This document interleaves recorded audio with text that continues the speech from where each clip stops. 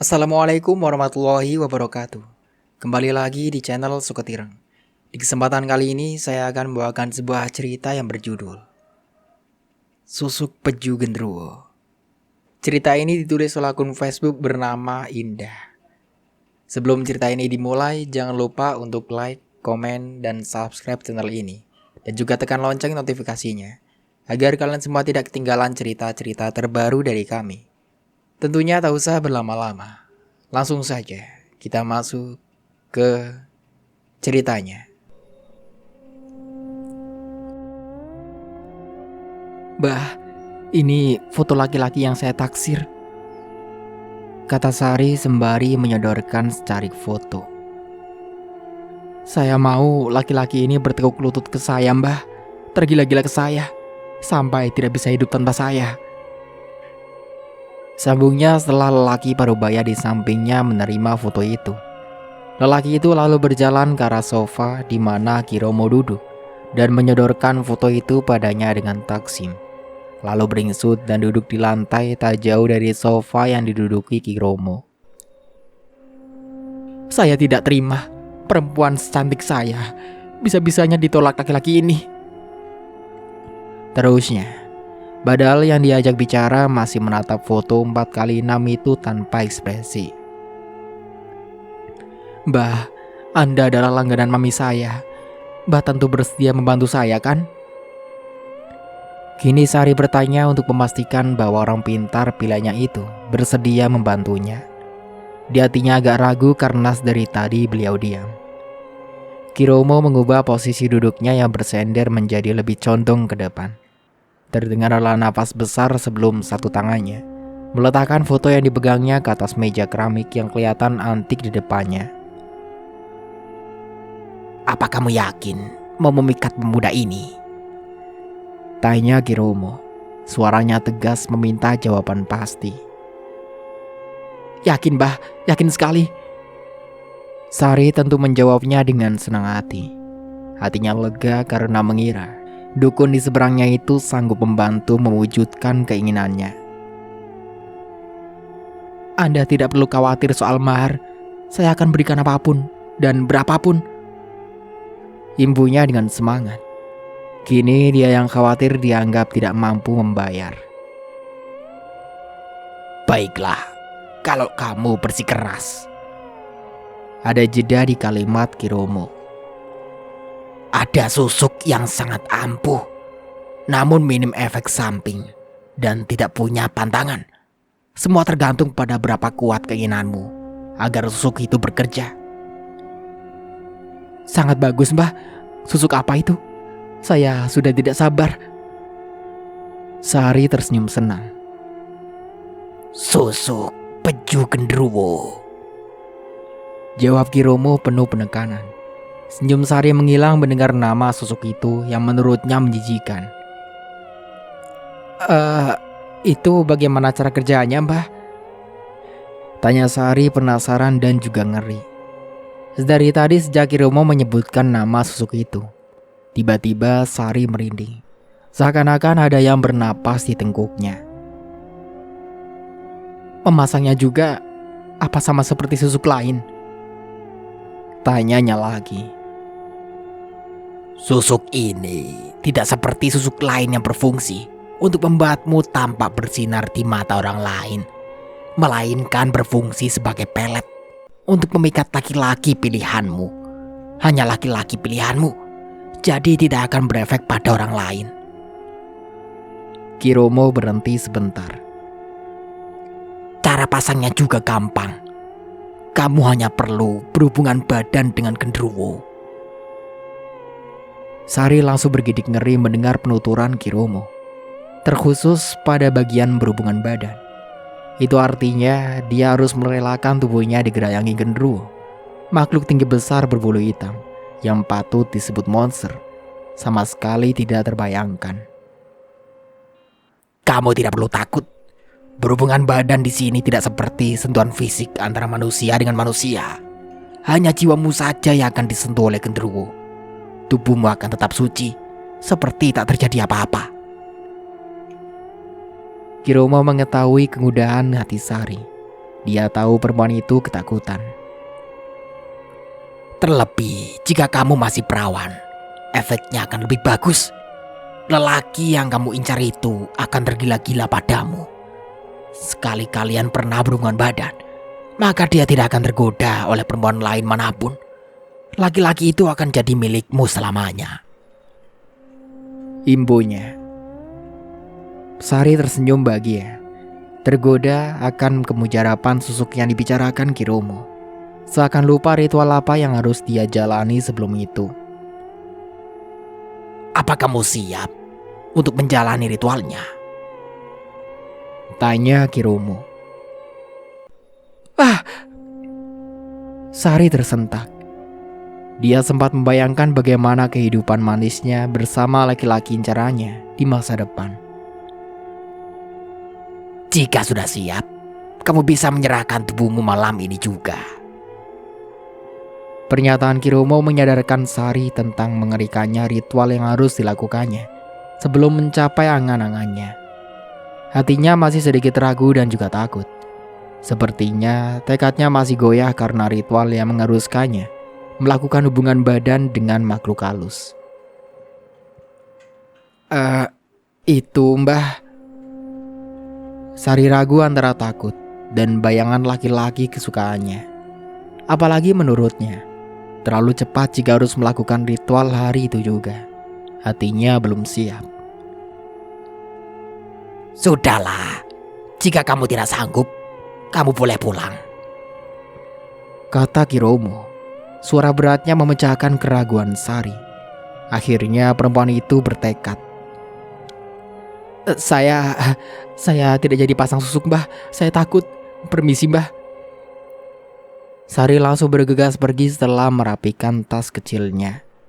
Suara tapak kakinya terdengar menggema saat meninggalkan ruangan besar itu. Siapa yang menyangka bahwa Sari akan mengambil keputusan itu? Bahkan Kiromo tersenyum simpul melihat kelakuannya. Doro, apakah tidak apa-apa membiarkannya pergi? Laki-laki parubaya bernama Parso yang dari tadi duduk di lantai, tak jauh dari sofa Kiromo itu berdiri mengampiri tuannya. Tidak apa-apa. Khodam yang mengikuti perempuan itu melakukan tugas yang benar, kata Kiromo lalu mengambil handphonenya yang memang terletak di atas meja bersebelahan dengan foto laki-laki yang diberikan Sari. Apa Doro benar-benar akan membantu perempuan itu untuk memikat Mas Rama? Parso bertanya lagi sembari meletakkan cangkir teh bekas minum Sari ke atas nampan kecil. Mana mungkin aku akan membiarkan seorang mencoba mencelaki keponakanku yang ganteng ini. Rupanya Kiromo sedang menatap gambar seorang laki-laki di layar handphonenya. Ya, itu adalah laki-laki yang sama dengan yang ada di foto dari Sari. Kamu juga tahu, yang kutawarkan tadi bukan susuk, melainkan santet, sambungnya. Perempuan itu selamat kali ini, ucap Kiromo lalu mendekatkan handphonenya ke telinga. Terdengar sahutan dari seberang.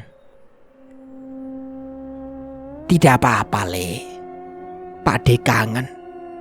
Nggih, kapan kamu main kesini? Teriakan Sari menggema ke seluruh sudut ruangan rumahnya. Terdengar sampai keluar saat Kiromo baru saja turun dari mobil, diikuti Parso yang menenteng tas kerja. Kedatangan Kiromo disambut antusias Salimah, nyonya rumah itu yang tidak lain ibunya Sari. Perempuan yang sudah seperti gudang emas berjalan itu langsung memaksa Kiromo untuk segera masuk dan melihat keadaan putri semata wayangnya. Sakit, Sari berteriak lagi. Sudah tidak ada lagi batas intonasi dalam teriakannya. Dia hanya berteriak sekuat tenaga yang dia bisa. Walaupun itu tak mampu mengurangi rasa sakit yang dideritanya.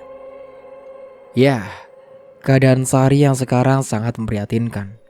Kedua kaki dan tangannya diikat tali ke setiap sudut tempat tidur. Pakaiannya acak-acakan dan bernoda darah di berbagai tempat. Mata indah gadis itu kini melotot nyaris terbalik ke atas. Dan mulutnya terus menganga, lalu berteriak sekuatnya. Tubuh gadis yang selalu dikatakannya seksi berubah menjadi nenek-nenek, kendur dan keriput. Ki, coba lihat anak saya. Apa yang terjadi pada anak saya, Ki? Halimah bertanya dengan tergesa-gesa. Raut wajahnya cemas, bahkan tangannya terus bergetar. Ki Romo, jangan bilang kalau ini karena saya tidak memberikan tumbal. Tapi saya kan cuma pakai penglaris, Ki. Karena sampean sendiri yang bilang kalau penglarisnya tidak pakai tumbal. Lalu kenapa sekarang seperti ini, Ki? Jawab, Ki. Jawab. Desaknya karena Ki Romo dari tadi hanya diam. Sedangkan Sari masih terus-terusan meracau dan mengamuk, hampir memutuskan tali yang mengikatnya. Anakmu kena santet, jawab Ki Romo singkat. Dia kembali terdiam karena heran mendapati gadis yang beberapa waktu lalu pernah mendatanginya kini dalam keadaan seperti itu. Padahal dia tidak janji melakukan sesuatu pada gadis itu karena memang Sari memutuskan untuk mundur. Bagaimanapun, Ki Romo adalah dukun yang bermartabat. Dia tidak akan melakukan sesuatu pada seseorang jika dia sudah menyerah. Lalu, kenapa keadaan Sari jadi begini?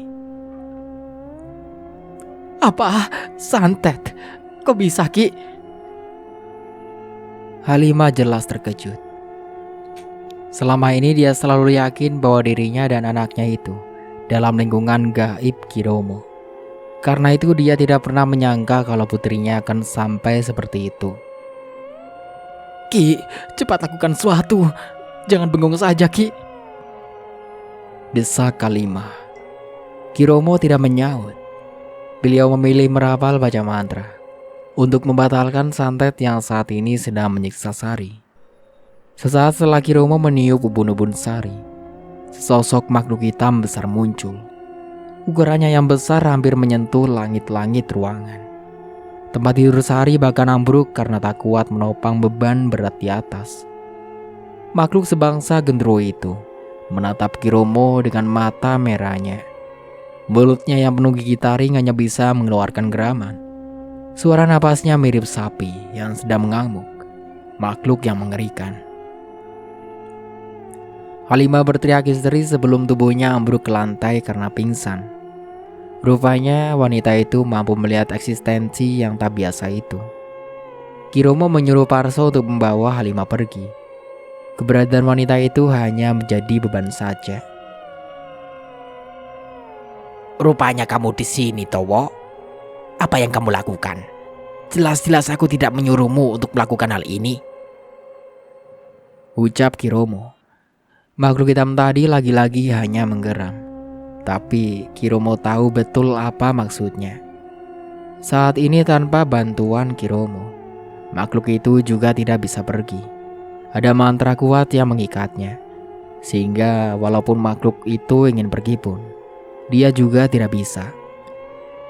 Tidak sulit bagi Ki Romo untuk membatalkan mantra pengikat. Segelebat bayangan harimau muncul dan menghilang begitu saja. Cukup untuk memberitahunya siapa dalang di balik kejadian ini. Nakula, batinnya.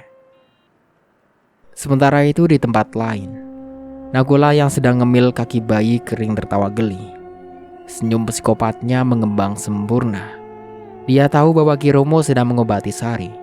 Bahkan makhluk yang dikirimnya itu untuk menyiksa Sari muncul di hadapannya yang sedang duduk di kursi ayunan. Wo, kamu sudah pulang? Sapa Nakula, lalu tertawa lagi. Makhluk tadi hanya menggeram lalu menghilang begitu saja. Nanti ku beri hadiah untukmu, ucapnya sembari melambaikan tangan. Mas lagi ngapain sih? Tanya Sadewa yang baru datang dari dalam rumah. Wajahnya nampak bingung melihat kelakuan kembarannya. Gak apa-apa, cuma lagi nyiapin mental, jawab Nakula, lalu menatap jauh ke langit. Senyumnya menghilang. Romo pasti ngomel setelah ini. Itu benar, memang Nakula pelakunya. Dia yang mengirim santet yang batal dikirim Kiromo untuk memberi pelajaran pada Sari. Hari itu, saat Sari datang untuk berkonsultasi pada Kiromo, dia menguping pembicaraan mereka.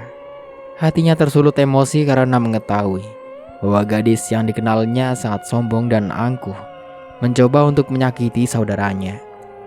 Karena itu tanpa sepengetahuan Kiromo, dia sendiri memutuskan untuk memberi pelajaran pada Sari. Lagi pula mengirim santet bukanlah hal sulit baginya. Ilmu hitam itu sudah dia pelajari sejak dalam kandungan ibunya. Terlebih, Nakula itu tidak sepenuhnya manusia. Pembunuhan jalur gaib bukanlah hal pertama yang dia lakukan. Sari memakai jaket rajutan wol dibantu pengasuhnya, Biimah. Wajahnya masih begitu pucat dan bibir dan lingkar mata menghitam. Apalagi pandangannya yang kosong dan terus menatap satu titik. Sudah tak ubahnya sosok mayat.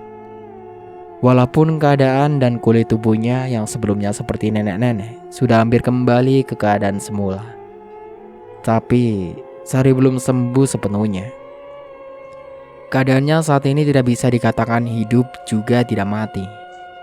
Dia yang baru sadarkan diri pagi ini, rencananya akan dibawa ke kediaman Kiromo untuk menjalani pengobatan lanjutan. Tentu, saran dari Kiromo sendiri. Non, sudah selesai non. Ayo kita turun. Ucap Biimah dengan lembut. Sari tidak menjawab juga bergeming. Baru setelah dibantu Biimah, ia berdiri dan melangkah meninggalkan kamarnya yang berantakan. Bahkan, tumpukan kayu tempat tidur berikut spray putih penuh darah masih teronggok di sudut ruangan. Sementara itu di kediaman Kiromo, Nakula dengan mulutnya masih disumpal kaki bayi kering, duduk berlutut di rerumputan halaman belakang. Bibirnya manyun tanda tidak suka. Sedangkan Kiromo berdiri di hadapannya. Nakula tidak mau menatap ayahnya itu. Dia lebih suka memperhatikan semut merah yang mulai merayap di dengkulnya. Kamu sudah introspeksi diri? Tanya Kiromo dengan suara tegasnya. Nakula hanya terdengar mendesah. Sudah pasti bertanda bahwa dia sama sekali tidak menyesal. Sukses membuat Kiromo mengembuskan napas besar dan memijit keningnya. Anak yang berasal dari kutukan itu benar-benar yang paling sulit dihadapi. Kiromo benar-benar bersyukur bahwa sifat dan sikap Nakula tidak mempengaruhi Sadewa, kembarannya. Sadewa yang duduk di kursi ayunan tersenyum saat Kiromo menatapnya. Le, kamu itu sudah besar. Berbuat juga harus pikir dulu. Jangan sembarangan menggunakan kekuatanmu untuk sesuatu yang tidak penting. Kata Kiromo dengan lembut. Kiromo memang tidak pernah berkata kasar ataupun membentak pada kedua anaknya. Maaf Kiromo, Nakula ngaku salah. Ucap Nakula masih dengan bibir manyunya seperti anak kecil. Walau begitu, kali ini kamu dihukum. Gudang cemilanmu Romo segel. Nakula langsung ternganga menatap ayahnya. Sedetik kemudian merengek sambil memeluk salah satu kaki Kiromo, memohon agar tak dihukum. Nakula tentu lebih rela disuruh menangkap siluman kadal daripada puasa dari cemilan janin bayi kering yang selalu dimakannya. Di seberang, tawa Sadewa terdengar nyaring. Tiba-tiba, terdengar bunyi geberuduk yang cukup keras, disertai getaran tanah dari pohon sawodoyong yang tak jauh dari kursi ayunan tempat Sadewa duduk. Gumpalan hitam yang jatuh tadi berubah bentuk menjadi makhluk hitam besar. Ia langsung berlari cepat melewati Nakula dan Kiromo. Wow. Begitu mereka memanggilnya, terlihat riang menyambut seorang pemuda yang menenteng timba besar keluar dari dalam rumah. Semua mata tertuju padanya yang tidak lain adalah Rama. Rama? Rengek Nakula melihat adik sepupunya itu datang. Mobil yang membawa Halimah dan Sari baru saja tiba di gerbang depan Belum sempat di gerbang dibuka oleh Parso, teriakan Sari langsung meledak saja. Dia mengamuk lagi seperti orang kesurupan. Bola matanya bahkan memutih sepenuhnya. Tenaga kuatnya membuat Bima dan Lek Jono kewalahan. Bahkan Sarto yang tadi memegang kemudi juga berusaha memegangi tubuh Sari. Sedangkan Halimah yang ketakutan berlari keluar mobil, menggedor pintu gerbang dengan panik sembari memanggil Kiromo. Sari ditempatkan di sebuah gentong besar dari tanah liat. Tubuh gadis itu direndam dengan air suci dan kembang setaman. Ini adalah salah satu ritual untuk mensucikan tubuh Sari dan mengembalikan kesadarannya. Keadaan Sari yang sekarang begitu mudah untuk dikuasai makhluk lain, seperti yang terjadi saat dia baru saja tiba di pintu gerbang. Ya, tentu Kiromo yang lagi-lagi direpotkan untuk menenangkannya. Gadis itu masih menggerang dan berusaha keluar dari gentong setiap kali Kiromo mengguyur kepalanya dengan air kembang setaman. Bahkan tenaga Jono dan Sarto kewalahan menahan gadis itu. Air bekas mandi Sari berubah menjadi hitam. Gentong tanah liat itu penuh dengan bulu-bulu hitam yang teksturnya mirip ijuk pohon aren. Saat ini, gadis itu sedang menangis terseduh-seduh sembari memeluk ibunya. Kiromo berhasil membawa kembali jiwa Sari yang sempat tersesat di alam gaib. Kini gadis itu sudah sadar sepenuhnya.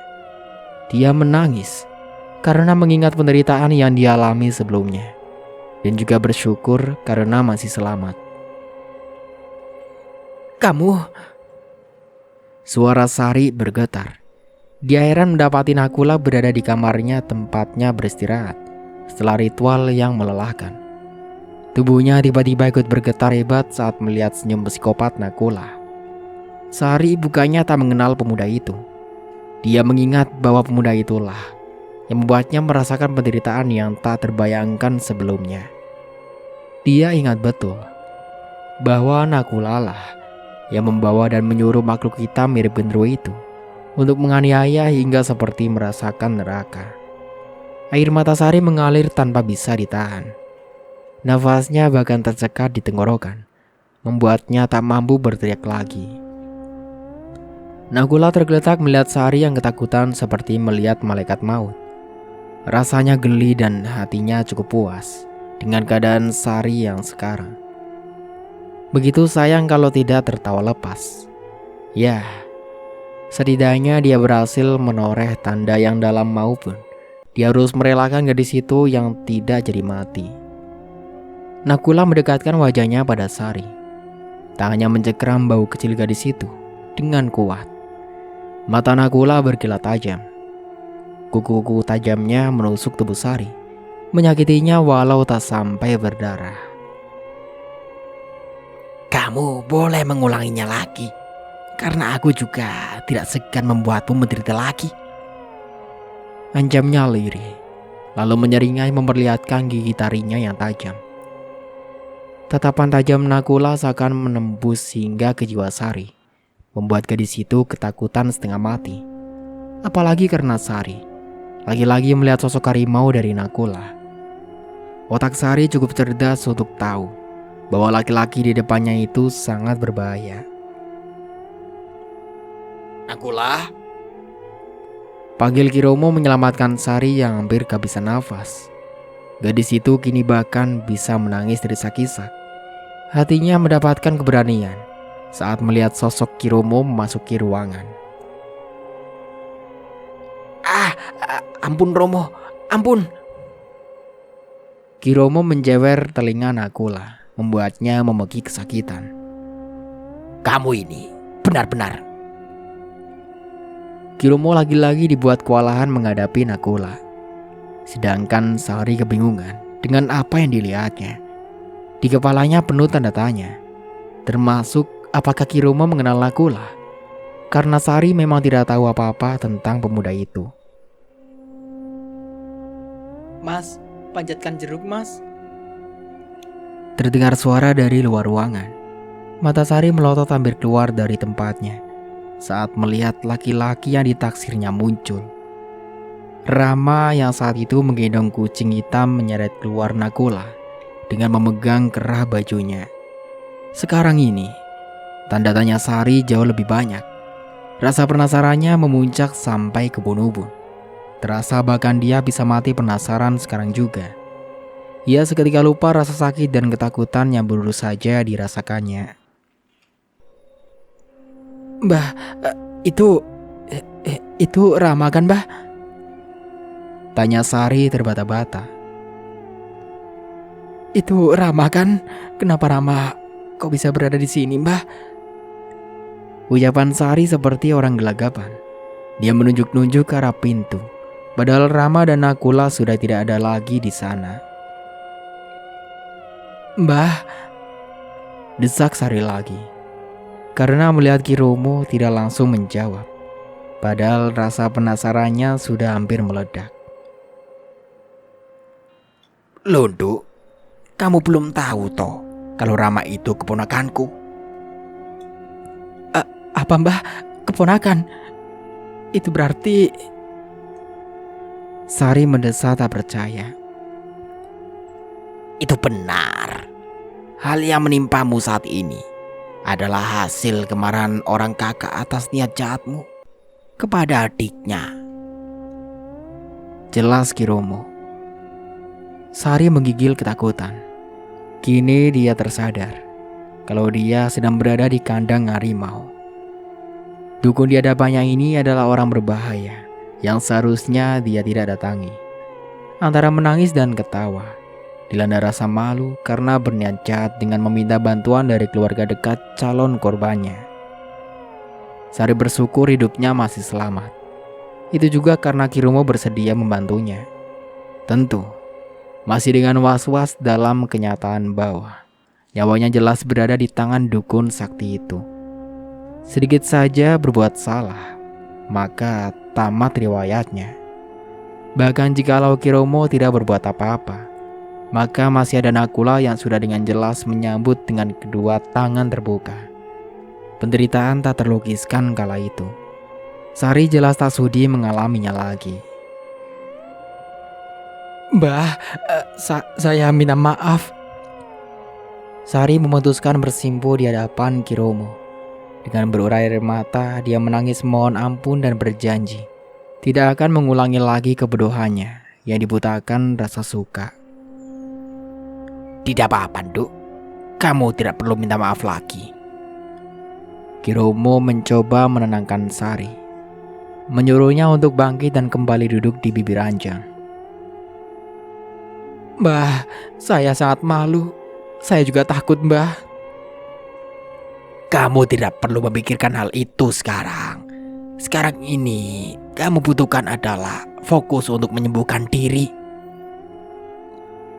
Setelah pengobatan rutin dengan beberapa kali ritual pemandian, kali ini Sari sudah sembuh total. Bahkan wajah cantik dan badan seksinya sudah kembali seperti semula. Kegiatan perkuliahan pun sudah kembali diikutinya beberapa hari ini. Kembang kampus itu kini menjalani harinya seperti biasa, seakan tidak pernah terjadi apapun sebelumnya. Mas liatin apa?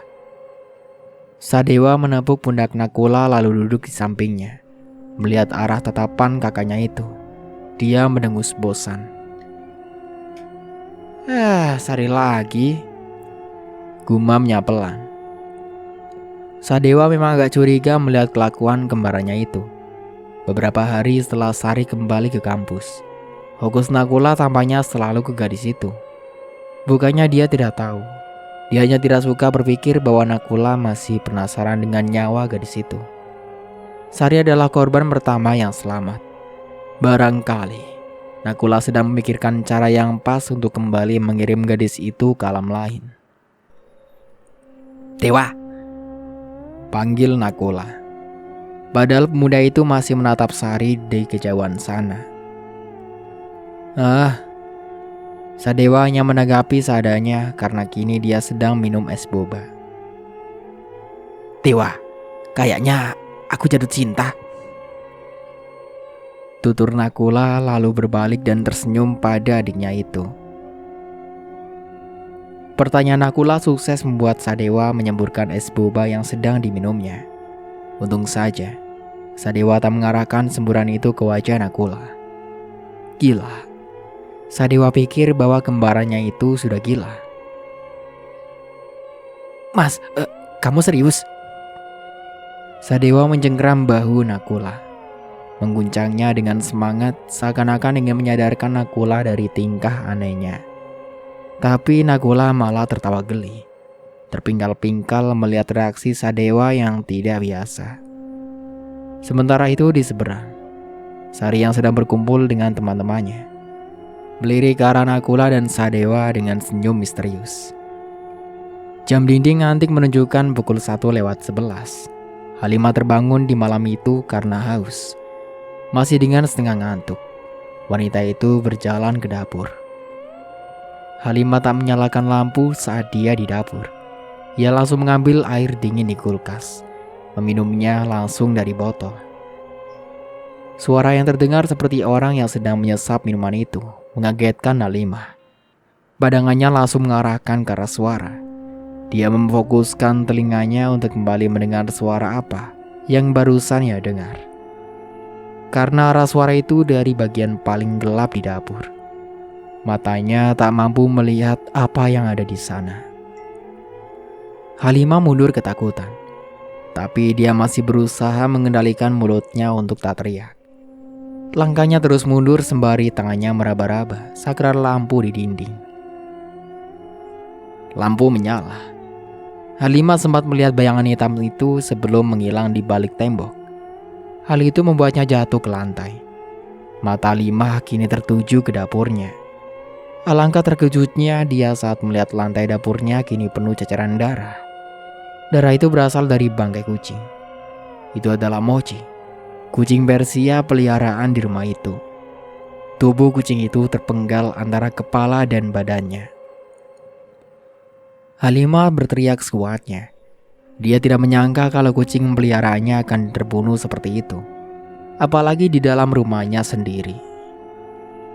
Esok paginya, Kang, coba lihat, aneh sekali. Bima menunjukkan piyama putih penuh darah yang dia temukan terbungkus plastik hitam pada suaminya, Lejono, yang baru selesai mengubur bangkai Mochi. Ini piyama Non Sari. Rama kala itu turun dari mobil. Wowo sudah menyambutnya dengan riang. Makhluk besar itu tampak seperti anjing yang girang melihat tuannya datang. Rama membuka bagasi mobilnya lalu menurunkan timba besar dari sana. Kelihatannya cukup berat, dengan isian penuh. Ia kemudian menenteng timba itu ke halaman belakang rumah lewat halaman samping. Sesuatu yang mengisi timba itu sesekali tercecer di rerumputan dan Wo dengan sigap menjelatinya. Apaan tuh?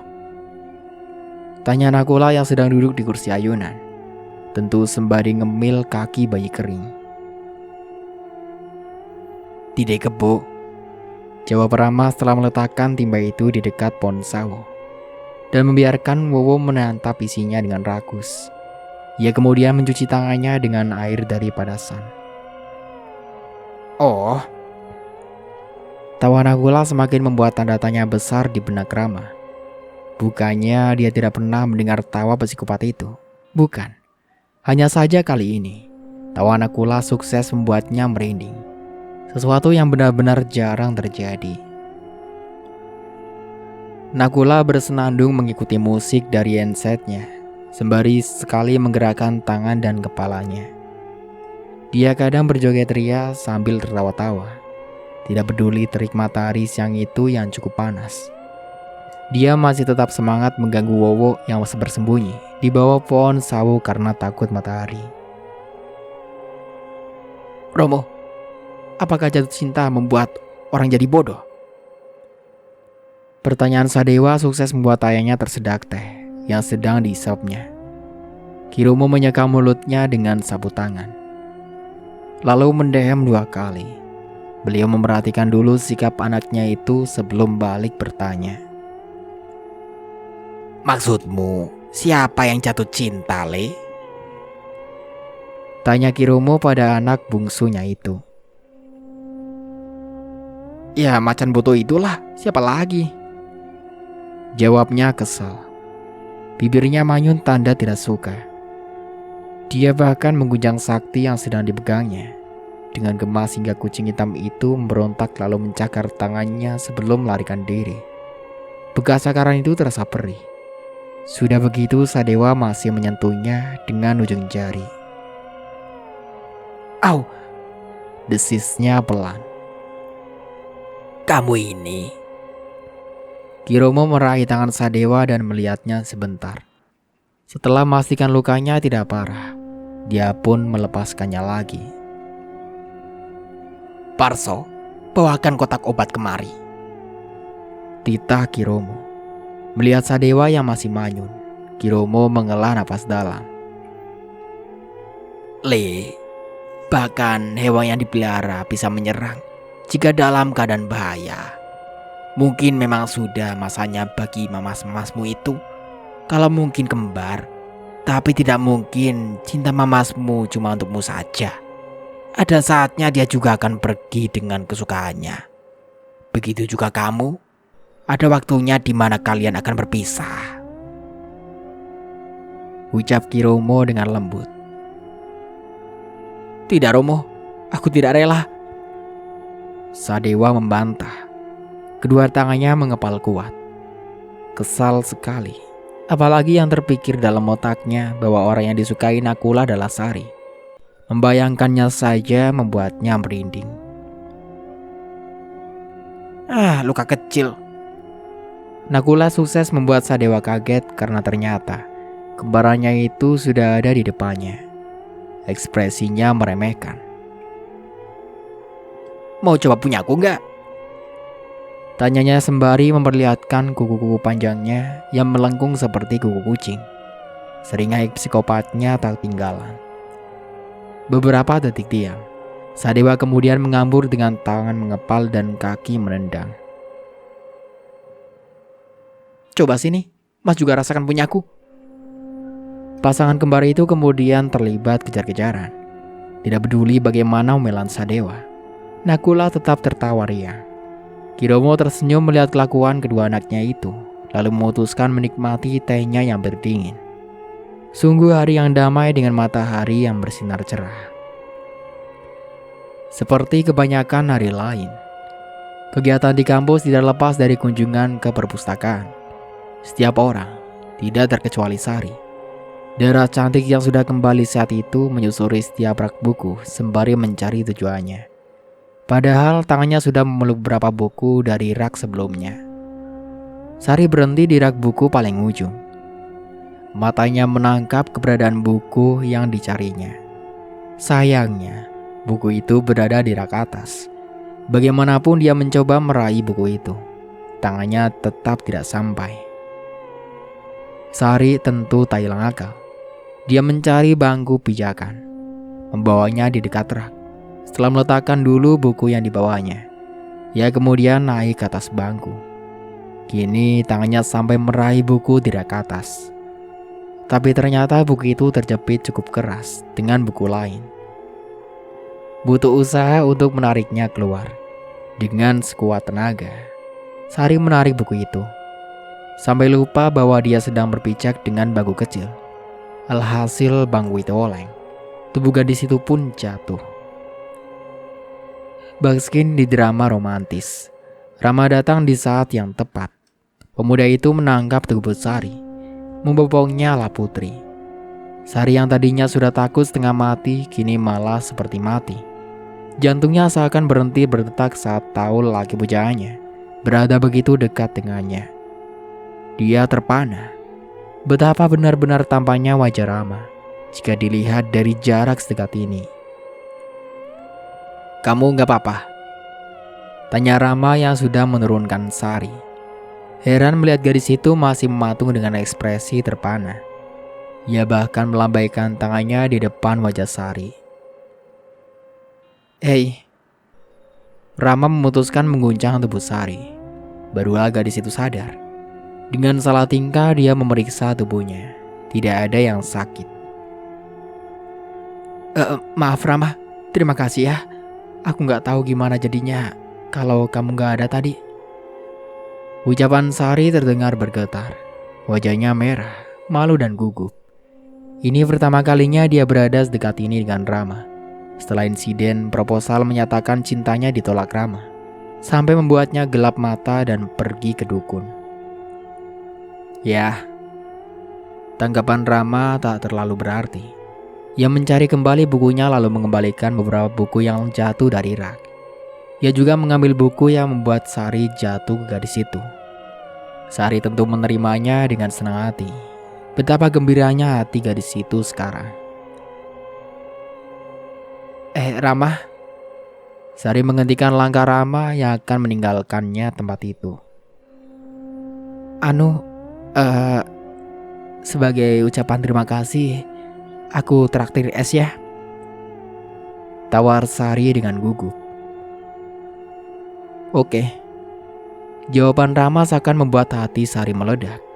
Kalau saja Rama sudah pergi, dia pasti akan menari dengan gembira.